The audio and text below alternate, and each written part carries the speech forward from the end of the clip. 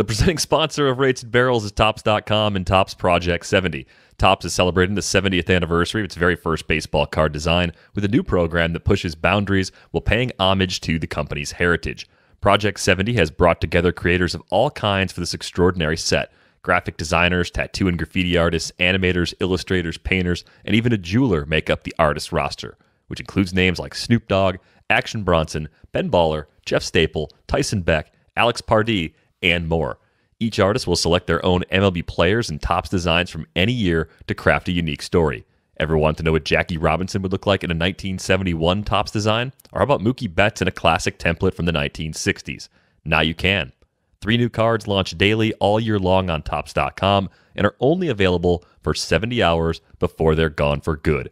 While you're there, be on the lookout for special cards.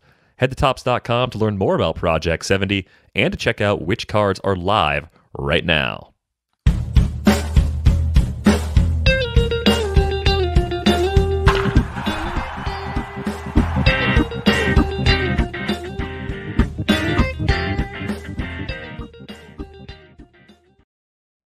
Welcome to Rates and Barrels, presented by Topps. Check out Topps Project 70, celebrating 70 years of Topps baseball cards. Derek Van Riper here with Eno Saris. It is Monday, July 12th, just a few hours before the Home Run Derby in Colorado. And we're going to talk about a few things that have gone down since the weekend started. Day one of the draft is in the books. We'll talk about a few of the players that were selected, and a few surprises in that first round. Got some Dynasty League questions to get to, and a question about Chris Paddack as we get another half season of information about him and the direction he is going in. So lots of ground to cover. The first question I have to ask, Eno, how was the wiffle ball game on Sunday? It was so much fun. We had one game that was actually kind of a 9-inning game. That was I think it was like 8-on-8, like it was almost like a real baseball game. Other than the fact that Lindsey Jones, our NFL reporter, her like 2 or 3 year old daughter was one of the was on our team, and with the special rules that we put in place for her, was kind of an automatic score every time she went up. So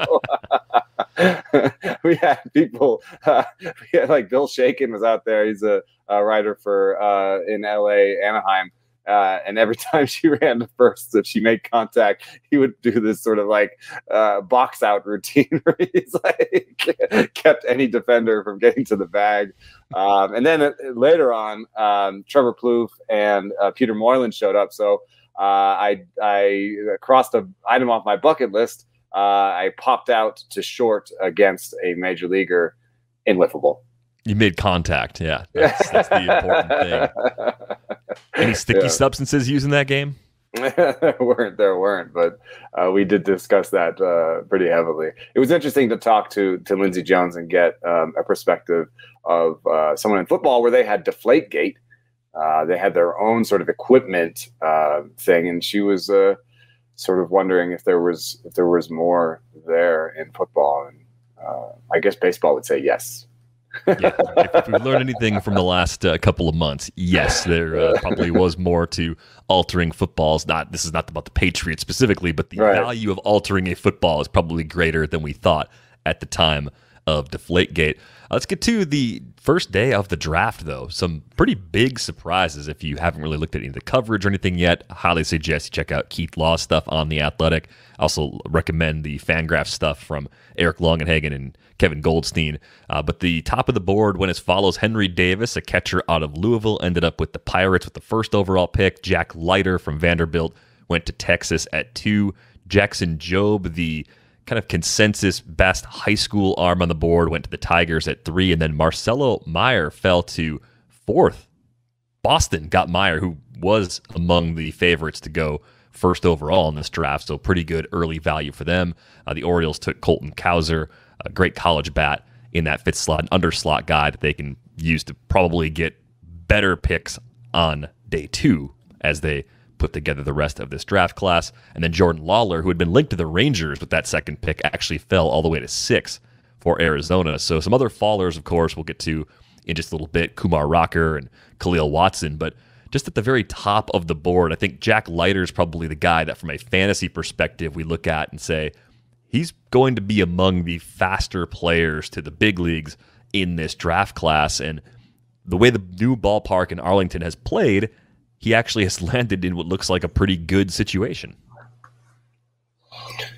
Yeah, it was a weird draft for me because I felt like teams were playing games at the top. And it's hard to know what their board actually looked like and their sort of relationship between, the cost of a player and what they want to do in the rest of the draft and what they think they can, what the games they can play. I think with Leiter, it was like, we're not playing games. Let's just take this guy, and the thing that separates him from Kumar Rocker, who fell, is that Leiter has the kind of fastball that sort of modern teams want, kind of a high spin, high ride four seam with a good shape. Kumar Rocker's shape on his fastball is up to some debate. If it's a great fastball or not. And we've seen like even a guy like Tyler Magle, like on the Mets right now, who's having great success and has like broken some records, some rookie records there for the Mets. We've seen that like if you don't have a great fastball, if you have great secondaries, you can still succeed. But it does put pressure on your secondaries. That means you have to have great command of your breaking ball, which Kumar does sometimes and doesn't other times.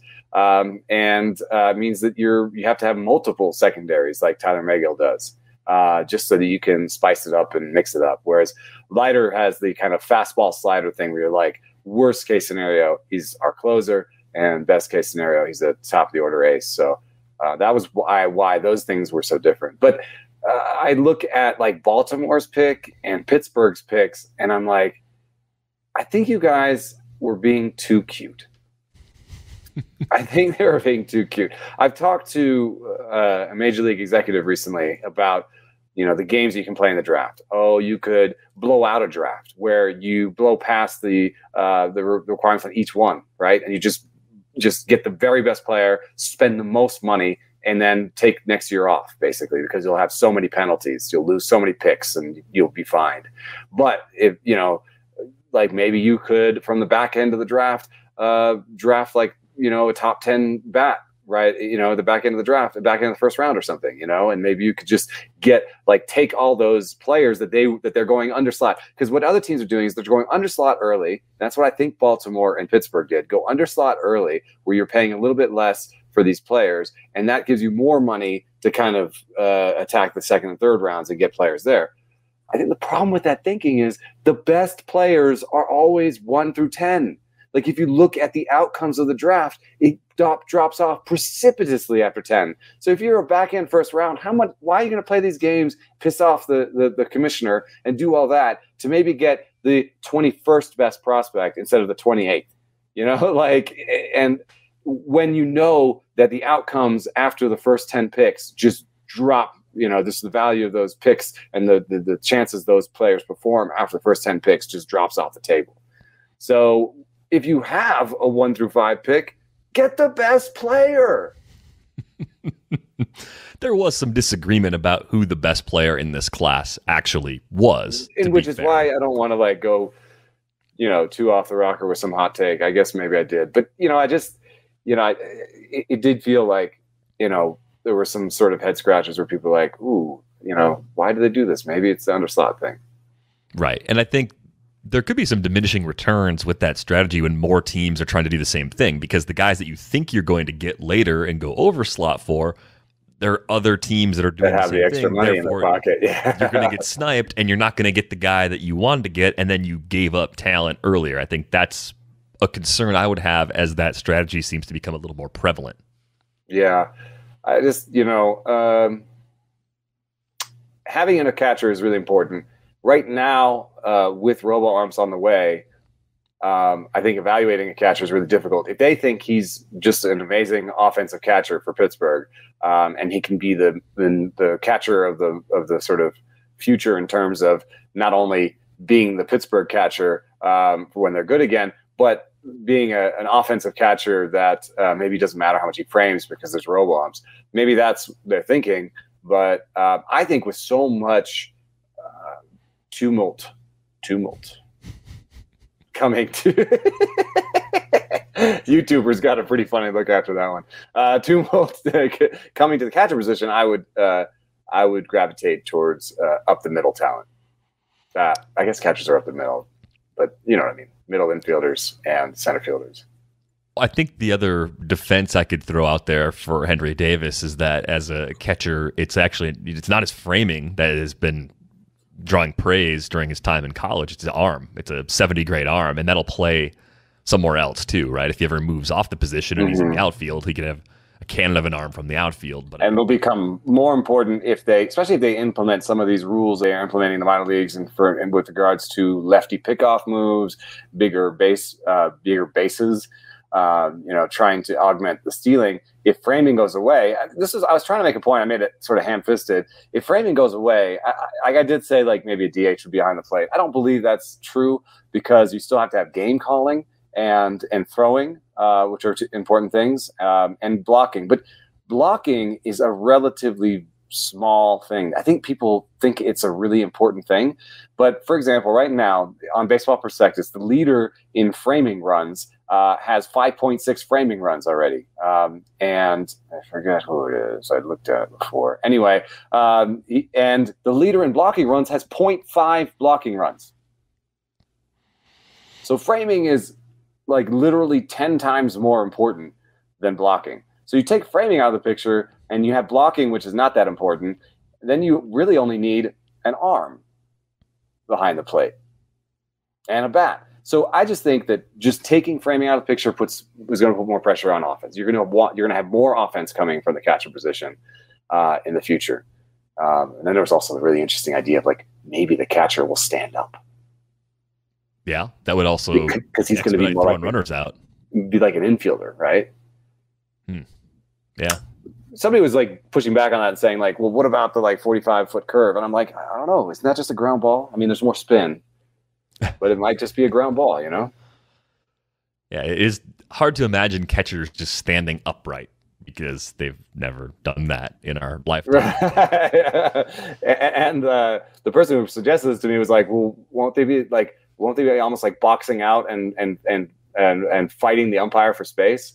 But the umpire is like, does the umpire really even need to be there if they're trouble umps? Like, does he have to be that close? So the catchers are like, go away, like, move away further. I want to stand here like a shortstop.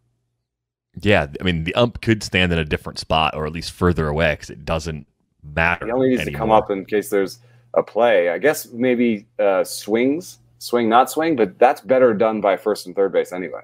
Right.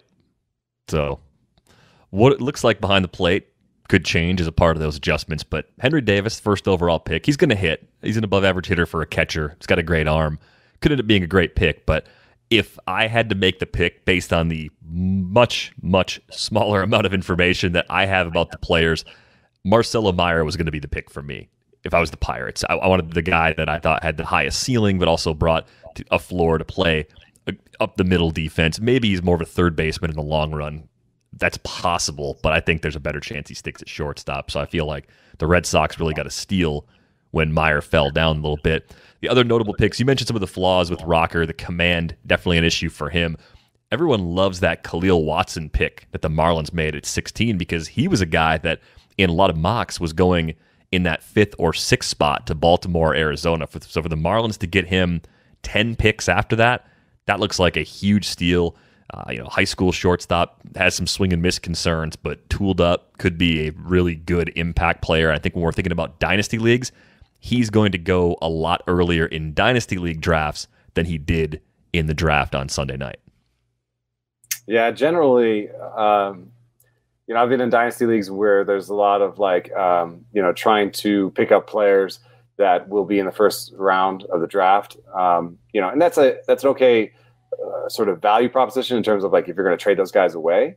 But I kind of find those, I think the 14th to 20th pick in the draft, like I've said earlier, I think is a little bit overrated in terms of dynasty value and fantasy. I just remember picking up Mark Vientos before the draft, and then he got picked 14th, and I was like, woohoo. And then I couldn't trade him to anybody. I dropped him, and then he sort of had a resurgence as a prospect, right? And now he's kind of interesting again, but that's like 3 years later, and he's been on 4 teams since, and nobody traded for him or anything. So I think Marcelo Meyer is maybe the guy who catches my eye the most in terms of I think, a lot of people had him number 1, dropping a 4 for the Red Sox. I think that Corey Seager comps on Fangraphs. I'd be pretty excited to get him. Yeah, definitely. If you're a Marlins fan, you are excited about that. But if you're a Red Sox fan, this draft went as well as it possibly could for you in that 4 spot. There was another Max Muncy drafted, also drafted by the A's, who drafted the Max Muncy that we all know currently with the Dodgers. This is a high school shortstop. Hopefully they keep him if he's good. Yeah. Power is his carrying tool from the reports that I've read. And then Ty Madden is apparently the steal of the later part of day 1, going to the Tigers at 32, which is interesting because I was reading more about this. They had a deal worked out with Jackson Jobe, and they probably didn't expect Marcelo Meyer to be there when they cut that deal. So having known that, okay, things could have been different had they not cut that deal, but they ended up getting a guy in Madden who's a college pitcher who will be a lot quicker at the big leagues, which if you were the Tigers and seeing Jack Leiter going to them in mocks, seeing Leiter not go to them in reality, you're probably a pretty frustrated fan on Sunday night until that Madden pick happened, and then it was kind of like, oh, well, these two guys together, we did really well. We got a guy who's going to be quick to the big leagues, and we get the guy with the high ceiling, both, of course, hard-throwing righties with bright futures, but Ty Madden at 32 was that other pick that I think a lot of people I follow in the scouting community thought was a big surprise. Yeah, I like it. There's some part of me that's like, wow, they really need bats. And they went with 2 arms. And but that's not how it works. You can't. You're looking to accrue value. You're looking to pick up the best player every time you can, and you don't really draft worrying about what your major league team looks like, because half these guys won't make it, and then they might get traded, and you just want to pick up the best players that you can. So I think that was a good win for the Tigers as far as I can tell. Definitely a team that had a good draft. And I'll point it out again. I mean, I think the core of hitters there is rapidly improving. Riley Green's having a good year in the minors. Spencer Torkelson, Dylan Dingler, they got a nice core already. So I'm pretty excited about Green, actually. Yeah, I think Green looks pretty good. I saw him yesterday at the Futures game, and him and Torkelson were having a good time together. They looked like they enjoy each other's company, and Green had a pretty good BP, I think. Nice, yeah. The Futures game, 7 innings long because of all the pitching changes, and worth rewatching if you didn't get a chance to see it. Brendan Davis was the star of the show, that one with a couple home runs, and he's a guy. It's funny, it's funny. He had a bad BP. Like, people were talking about his BP not being, really impressive, and it's just, I'm not a scout. I don't know. As like an analytics guy, I'm like, ooh, like, we're gonna watch a BP and make decisions about him. But so I was trying to watch BP and be like, what could I watch for? Like, what could we be watching for here? Because for the most part, people are just hitting dongs, right? But you can look for distance. So Michael Harris really kind of stood out, and he's interesting because his game power hasn't really gotten there yet. And so I talked to him about game power versus raw power, and he talked about basically pitch selection, getting his A swing off in games, and knowing from BP that he had the raw power and he just needed to sort of tap into it. And that was one of the main things that he's trying to do this year. And so Harris had a really good BP, and then he struck out. Then again, he faced Shane Baz, who was dotting 99 and throwing both of his secondaries, got a whiff on the changeup, and just really showing off his entire arsenal. Looked super ready to me. Sadly, he's off the Olympics, so there's no way that he'll be up really soon. But I'm just watching him. I was like, he's ready. Like, he should be in the major leagues right now. And they have a need. We talked about this with the Glasnow injury. I assume Patino gets another shot coming out of the break, and they'll try to bridge the gap that way. But yeah, Shane Baz still a little further away because of his opportunity, really, to represent Team USA in the Olympics, but it would be nice to see him in the big leagues as soon as possible. I'm trying to think if there's anything else that caught my eye. I got to rewatch that game from yesterday. But yeah, Davis with the 2 home runs. I think here's the thing about Davis that I think is a problem. The K rate at AA is a problem. That matters to me.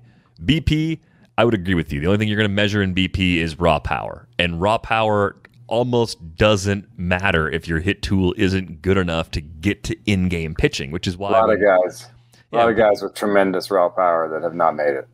Right. It's one of those things where I hope we continue to see that evolution of what BP is to make that a little easier to get a sense of like, oh, this is actually what this guy can do. I don't know. I think it's one of those weird things that is slowly being pushed out of the game. But yeah, rewatch it. MLB Network had it on. Lots of good pitching in that game in particular if you're into young pitching. Dinner time can be chaotic, but with Freshly, it's easy. Their chefs take care of your meals a few nights a week and take the pressure off you.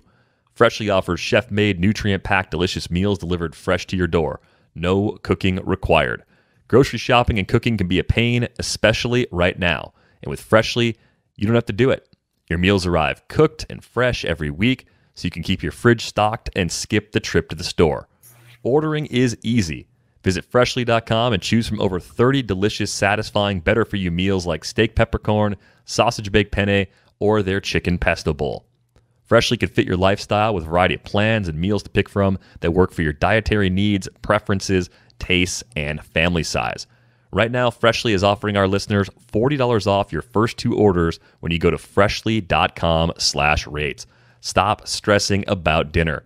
Go to Freshly.com/rates for $40 off your first 2 orders. That's Freshly.com/rates for $40 off your first 2 orders. Let's bring him back. What do you got? No. You had no. You have one more ad to read, right? I'll get it later. All right. Well, I had some interesting conversations with Matthew Liberatore and Reed Detmers, and I'm going to have to save some of that content for a bigger piece because there's something going on there. But they are interesting because they are not in organizations that everyone think that sort of the group thinks has maybe great pitching development. And they both said one phrase, which I'm going to expound upon, which is you have to take your career into your own hands.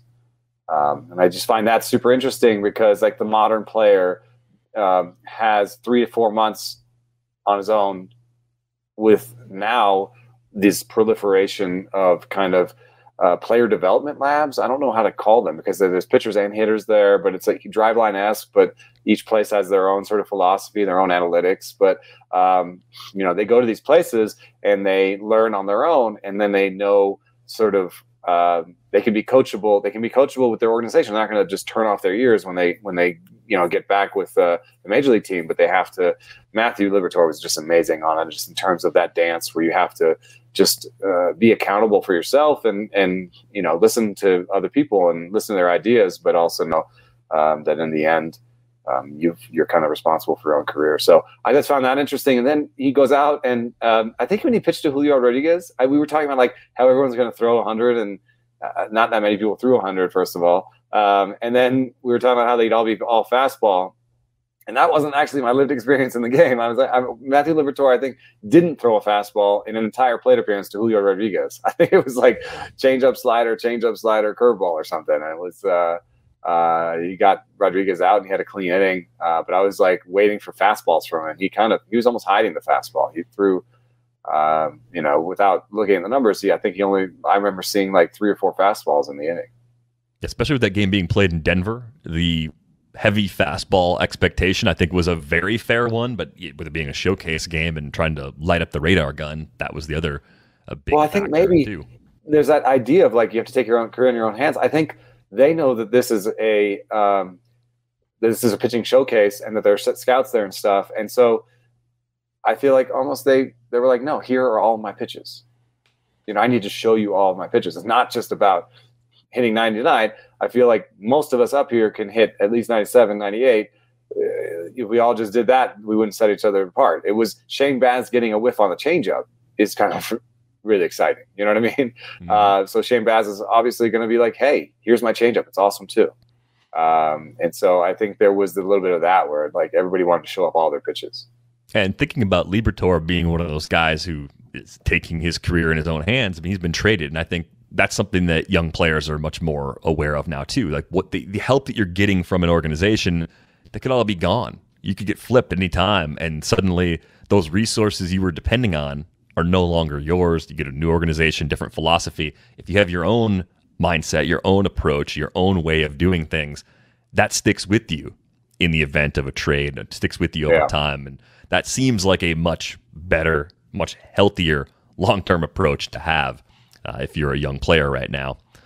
Had a bunch of questions come in this week. Let's start with one about a couple of young players who have been struggling. Frank is in a shallow dynasty league. It's an 8-team league, and he's wondering what he should do with Dylan Carlson and Gleyber Torres, both of whom are showing better plate skills this year, but to varying degrees, a lot less power than expected. So Frank wants to know if we think these guys are worth holding on to right now, if you're in a contending situation, if you would be comfortable possibly trading them away, or if they're available in different leagues, if you trade for them.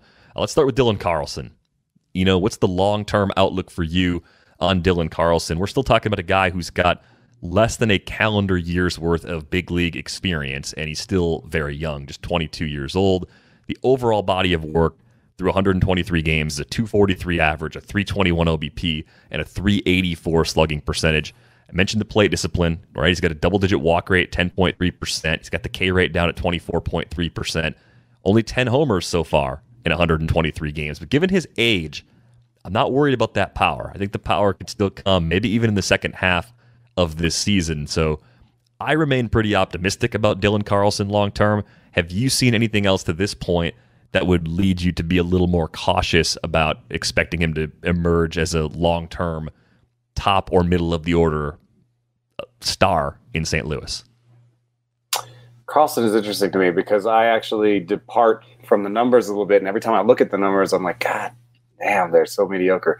Like in terms of the numbers I traditionally look at in terms of barrel rate, max EV, that sort of stuff. He's hard hit percentage. He's in the bottom 30% in hard hit percentage.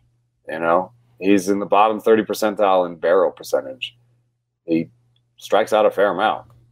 So it's kind of like, why do you like him? But I do, and I don't know. It's my scouting hat, which I always get nervous when I put it on because I don't think it's necessarily my best foot forward. But when I watch him, I see a guy who can spray it to all fields, has good power to all fields. I don't know why it hasn't played out exactly as I thought it would in my head. And so maybe I'm just wrong, but I love starting with plate discipline and all fields power. And I know that it hasn't, like I'm saying all fields power, but it hasn't, you don't really see it in the numbers, but I swear it's there. I swear it's there, So I guess what I'm saying is both of those guys are on my dynasty acquire list. I would be looking to acquire both of them. I think they're at a low point in their value. I think they'll do better going forward. I love that they both have great plate discipline, that they're young, and that they've shown power in the past. Power, it's the hardest thing to remember. Power results, like slugging percentage, are not meaningful in half seasons. There's a lot of noise, and so that's an easy place to kind of go get someone. It would be easier if he had better barrel rates. So you could say the power is coming. You know what I mean? And then I think Gleyber, actually, I'm loading it, but without looking, I think Gleyber has, I would say, better underlying Statcast stats. Am I wrong? 86.4 average exit velocity, 6% barrel rate this season. Same sort of stuff.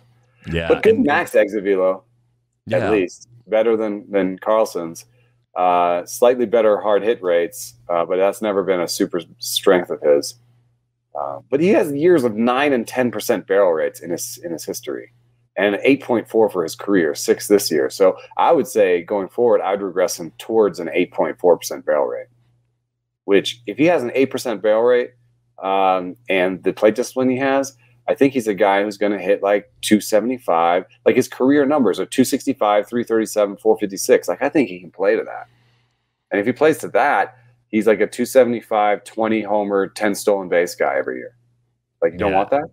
I think we went through this a little bit with Ozzie Albies, and maybe there's a little more stolen base potential with Albies, but you get to the big leagues at such a young age, and you make these contributions, and you have a prominent spot on a good team, no less.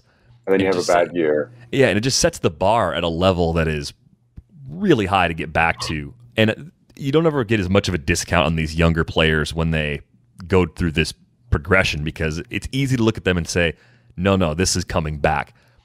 I still see it coming back for Gleyber. Like, I want to acquire them, but I think it might be hard to acquire. Like, you know, in his league though, he's in a shallow league. There's so much pressure on these guys. So like maybe a 265, 2010 guy is not that valuable in his league. Yeah, an 8-team league, that's definitely a lot closer to, like, it's not replacement level, but it's closer to that line than it would be in a lot of deeper dynasty leagues. We talk about 15, 20-team dynasty leagues all the time. So that's definitely a concern. But I think both Carlson and Torres are good enough players to easily be top 100 guys going forward these next couple of seasons. So that makes them easy keepers in a dynasty league like that, guys that you do want to have. And I think both are in situations where they have maximum playing time shares. Both should be in situations to rack up good counting stats as a result. And Torres especially. Torres in a better position overall. If you had to choose between the two, I guess I would take Torres because Yankee Stadium. And if I had to choose between the two, like if I'm playing for this year and I have to trade one away because I'm trying to get help, I think Carlson gets you back more to trade because he's younger. I think there's a chance that you get a better return.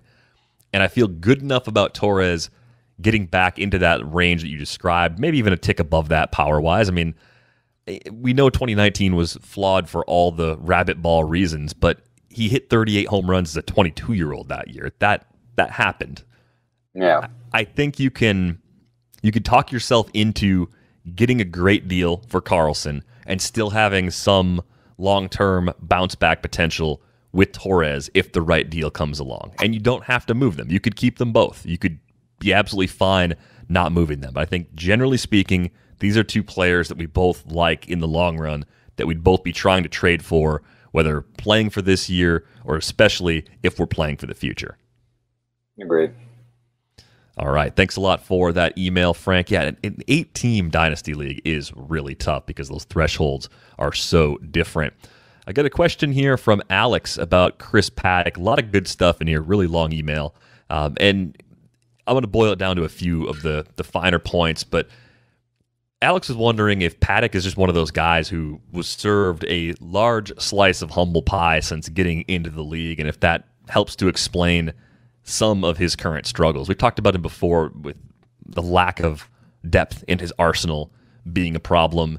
And I think more recently he's shown some signs of maybe getting things back on the right track. So just looking at the overall arc for Chris Paddack so far, what you've seen this season, what we saw in the shortened season, what we saw when he debuted, where are we at right now on his true talent level and his long-term ceiling? Because the 3.33 ERA and the .98 whip that we saw with more than a strikeout per inning back when he debuted, it seems out of reach at this point. But how far out of reach is it really? Yeah, it's interesting. I think that he needs to be there. In that question, there was a question like, does he need a fourth pitch? And we've been waiting for the third pitch. I think we finally got the third pitch. The curve looks pretty decent right now. Stuff Plus says that it's gone up and down, but it's settling in around league average. So you've got a league average curveball, a plus changeup, and a fastball that hovers around league average, and then great command. I think that's already, you think, okay, that should be enough, because he's got a 116 command plus. Like, this is a guy who can really command it. But maybe all those things are too close to league average, and if they are going to be so close to league average, then he needs to have maybe a fourth pitch or maybe a fifth pitch. Like, maybe he needs to go the Kyle Gibson, Hyun-Jin Ryu, pathway where he just has to keep adding pitches. So in that case, I think the humble pie is good because it means that he's going to keep, we're going to add. One thing that we saw last year was a cutter that looked like he had some potential, but it also may have impacted the ride on his fastball, which he's finally gotten back. So right now, I think it's weird because I think in some ways it's one of the better packages we've seen out of him. League average curveball, the ride on his fastball is back to almost exactly where it was before, and the changeup is still plus.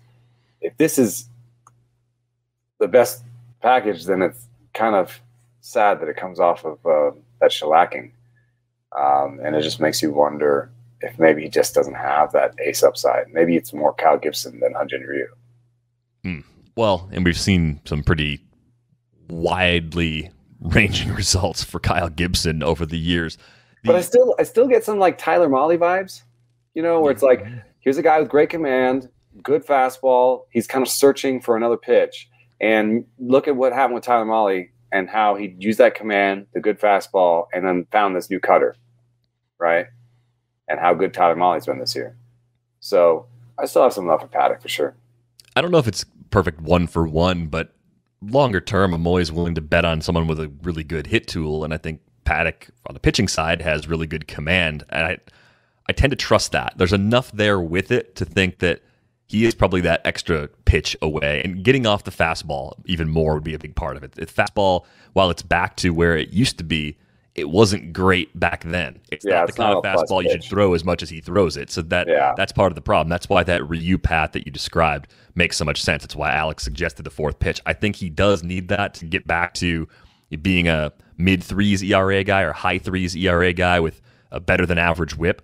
I think if you said over-under on the bat projection for him for the rest of the season, 4.21 ERA, 124 whip, those feel pretty close to right. I'd probably take the under, the slight under on both. I think there's enough working in his favor where he can actually be pretty good over the course of the second half. It's just not going to be as good as he was 2 years ago.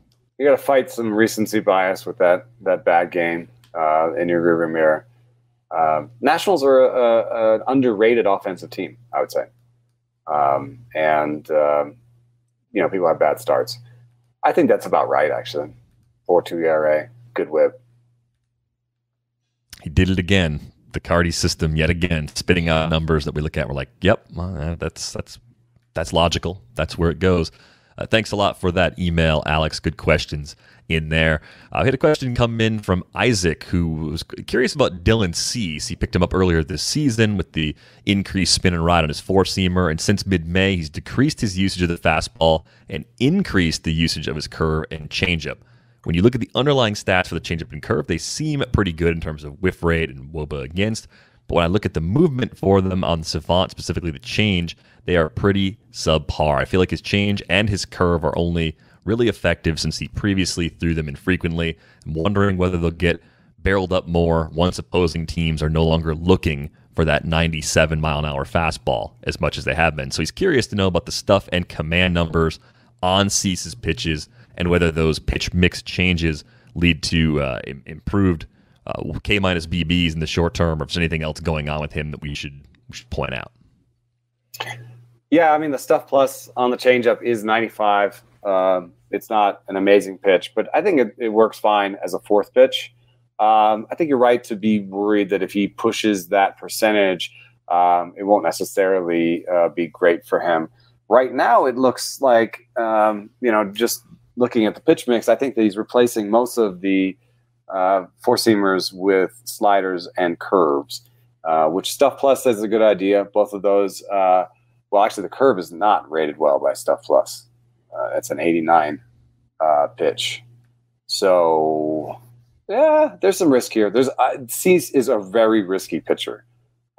He's improved his command this year to 92, which still puts him in the very back end of all starting pitchers.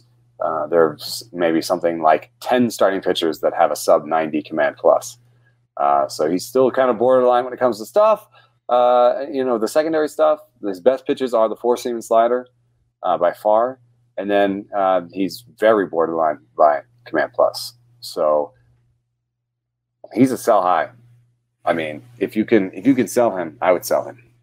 Yeah, it's kind of the opposite of Paddack in terms of what he's done so far versus where the projections think he's going to go. Maybe not quite as extreme, but 4.49 ERA, 1.38 WHIP projected by the bat for the rest of the season. I do think there can be a lag when you make some adjustments. The league eventually does see what you're doing differently and comes up with a better game plan to account for that. So I think these are the typical ebbs and flows of a young starter who does bring a pretty significant risk profile.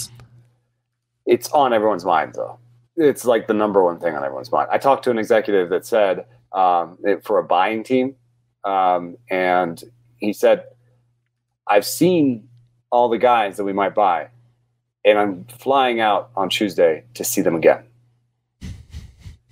because we want to see them post sticky stuff ban. So that's definitely going on. And Farhan would laugh when he was asked about it, if it was going to matter. Yeah. Obviously, yes. Yes, we're monitoring everyone's spin rates, and we're looking at movement pre and post. So I would say that you're right that there's some scouting lag, but there's also the best teams, at least, are all over this, on top of this, and are trying to use models plus scouting experience and trying to get new eyes on everybody. Since that stuff was implemented, the sticky stuff ban was really implemented and started to be enforced in July 20th or so. I'm just glad teams are as invested, obviously for good reason, but they're as perplexed by all this as we are, right? They don't quite know what's coming next. They're getting extra looks. They're trying to figure it out along with the rest of us. It could be one of the reasons. Like if you were looking at a pitcher that dropped, against public rankings in the draft the first day, you could be looking at the reason. I mean, because a lot of the stuff is pervasive in college too. And so scouts have to be like, have to include in a scouting report internally. It's a little bit awkward maybe to do that public facing, because then you're kind of maybe scapegoating a young guy. You don't want to be like, oh, he's breaking the rules. So it could be awkward to talk about it on Fangraphs or on Baseball Prospectus or anything. But internally, the scout that just looked at, this Vanderbilt pitcher, that one, this Wake Forest pitcher, had a whole section on if he went to his brim of his cap a ton, if he looked like he was using something, if his spin rates oscillated, and what they were able to observe in that regard. Yeah, you're right. That could be part of that explanation for why the first round was full of surprises, I would say, on Sunday night. Thanks a lot for that email, Isaac. The right outfit can bring out something special in us, and with Indochino, creating your best look yet can be more affordable than you think. Just think about how good you feel when you got a nice fitting suit, you go to a wedding, you go somewhere for a special occasion, and it may have been a while since the last time that you've had an excuse to dress up, but whenever that next chance is going to be, make the absolute most of it with Indochino. Ordering online with Indochino is easy. Indochino offers completely custom-fitted suits, shirts, casual wear, and more at surprisingly affordable prices. Every piece is made to your exact measurements, and you can customize every detail. Choose everything about your suit, from the fabric, lapel, monogram, and statement linings. You can create a suit that fits you and your style perfectly. And the best part, Indochino's suits start at just $3.99 with all customizations included. Indochino is now open at select Nordstrom stores, giving you even more ways to get great fitting, personalized clothing. Find your nearest location at Indochino.com.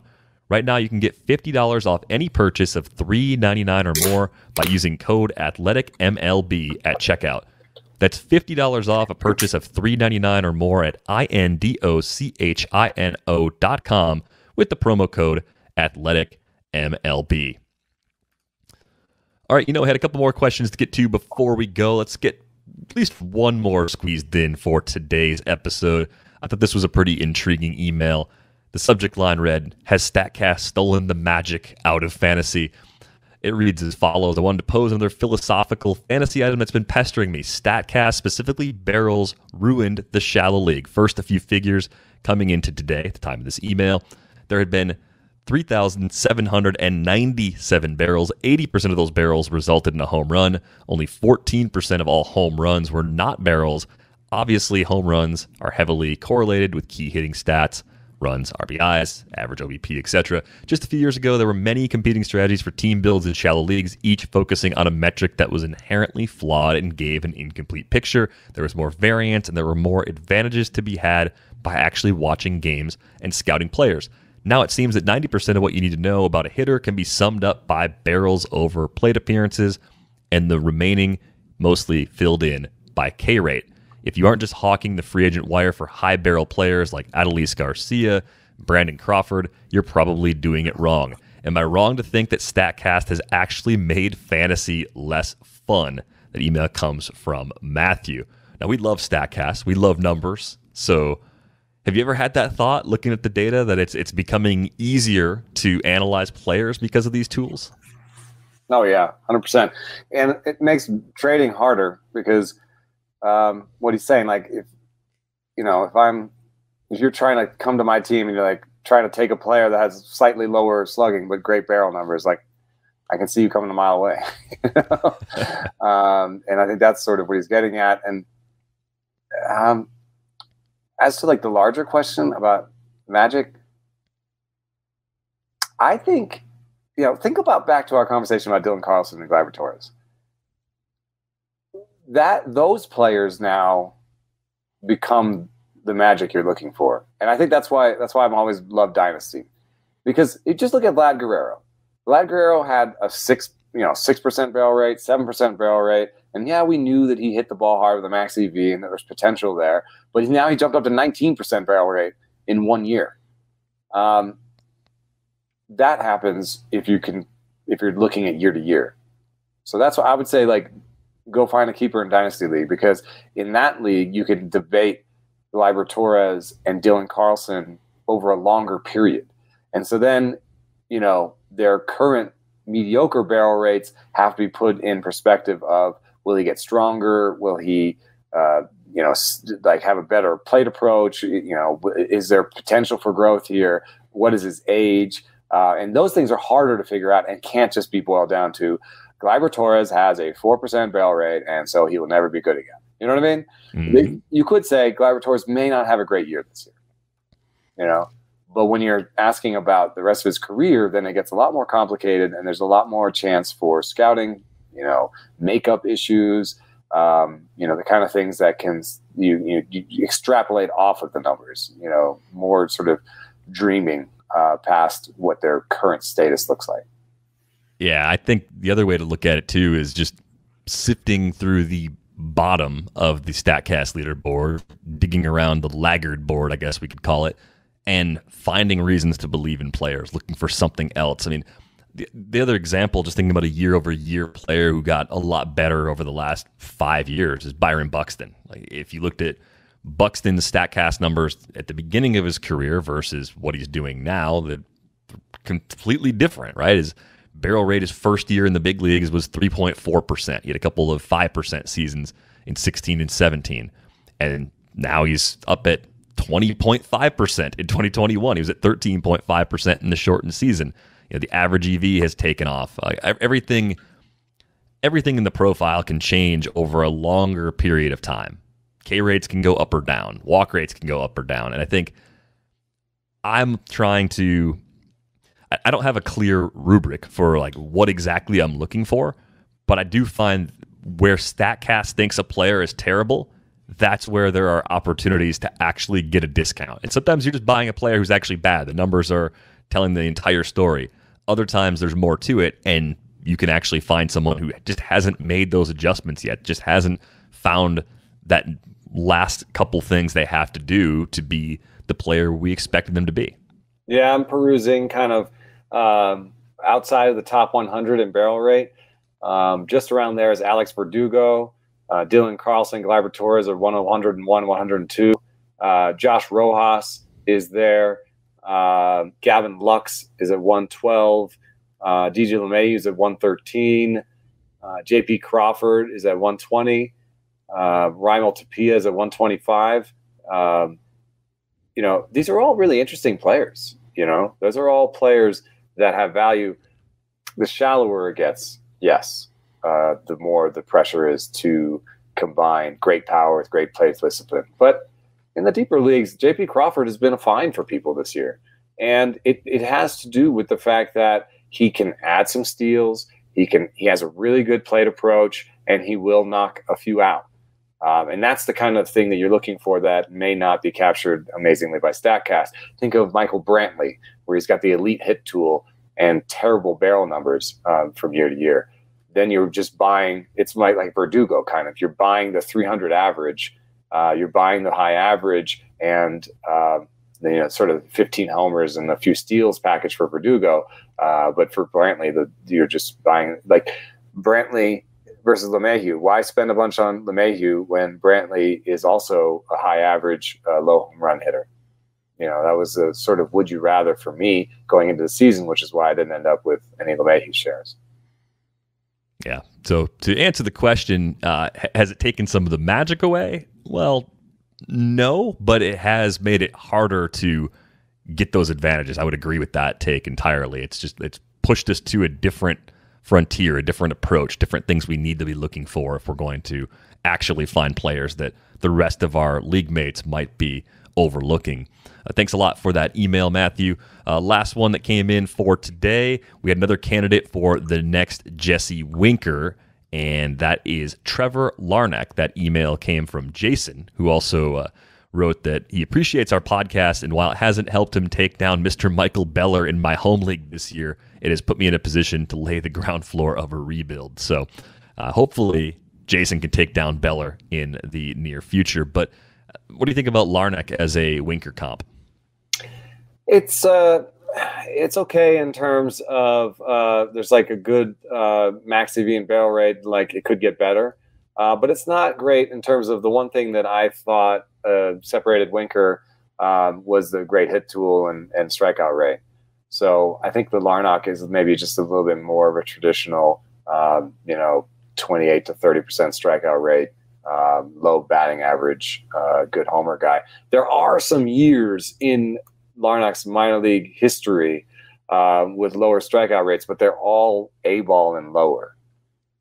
Since he's hit the high minors, it's been more strikeouts, and a 16% whiff rate in the big leagues, swing strike rate, does not suggest to me that he's there. I think somebody like Verdugo is actually closer to be a candidate for the Winker, because even though he doesn't have great barrel rates yet, he has this great contact rate, and if he did make some adjustments to hit the ball in the air for more power, he could Winkerize. I think Larnach is a bit of a Michael Conforto comp for me, but even Conforto in the upper levels of the minor leagues didn't have his K rate jump as much as Larnach did, so that does give me some pause just in terms of expecting too much too fast. I think when you watch him, you have to decide how well does he adjust? Does he work the count well enough where he can bring that K rate down? Does he have good enough coverage? Does he have good enough bat speed? I think for the most part, he does have the tools you're looking for to improve, but I feel like when we get to the best version of Larnach, he's probably the kind of guy that strikes out 23 to 25% of the time. You could absolutely do that and be a 30 home run hitter with a decent batting average in the big leagues. I think that's more or less what he's going to be, but I don't think that puts him quite in that same tier, whereas like Winker has become an MVP candidate.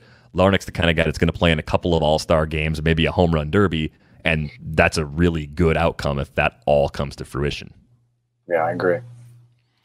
All right, thanks a lot for the great questions throughout this episode. ratesandbarrels@theathletic.com is the best way to reach us with an email if you'd like to go that route. On Twitter, he's at Eno Saris. I am at Derek Van Riper. If you don't already have a subscription to The Athletic, you can get one for just $3.99 a month at theathletic.com/ratesandbarrels. One quick schedule note, things are a little bit strange this week, of course, with it being All-Star Week, so we have another episode coming up for you on Tuesday. So it's Monday, Tuesday, Friday this week.